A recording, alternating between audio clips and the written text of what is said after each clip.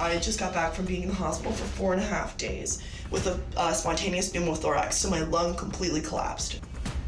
They go through this part of my rib cage, and the doctor, he cuts off a part of my lung, the little bubbles on the top of my lung, which are making me collapse. They take a little like scrub, like really rough, sharp, like scrubber thing, and they go inside and they scrub my lung and my rib, so it's really raw and inflamed. When I woke up from this surgery, I asked the nurse if this is what death is, if this is how, like, if I'm dying, because it was one of the most horrific pains I've ever experienced, and it would not end. Just 5 months ago, 23-year-old Grace vowed to never vape again after she was hospitalized for a collapsed lung.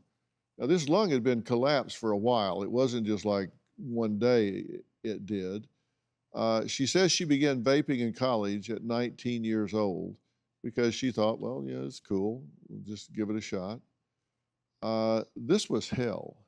It was the worst pain I've ever experienced in my life.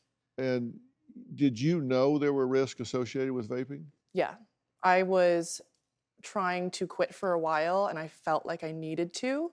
And then one day I was on the treadmill and I was like, I really can't breathe right now. The next morning I started coughing up blood. So I knew then that something was up.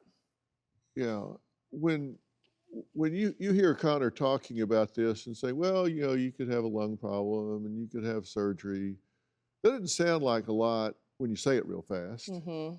But when it becomes a reality, it's a whole lot different, right? It is so painful and it's so real. Like I was in the hospital twice because of it, because it collapsed again the next week. And then I got this surgery and they put chest tubes in you and it feels like they have a knife stuck inside your ribs. You can't move, you can barely eat, you can't go to the bathroom by yourself.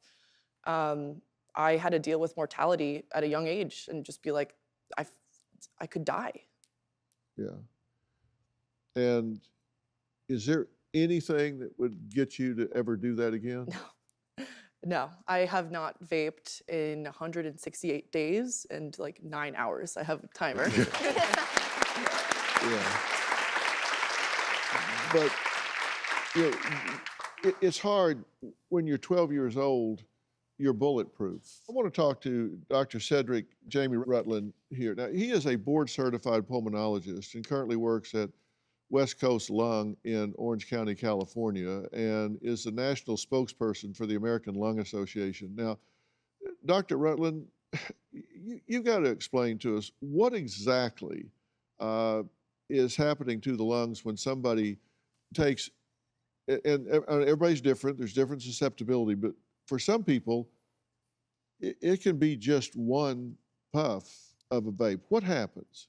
Yeah, you know, it can be just one puff. I think when you think about it, and everybody in this room is breathing right now, right? If you guys were all to close your eyes and you take a deep breath in and you blow that air out, what you just did is you snatched the environment that surrounds you, you introduced it to the inside of your body. It passes through your trachea, into your pipes, which are called bronchioles, and then into your alveoli, which are the balloons that are stacked on top of one another.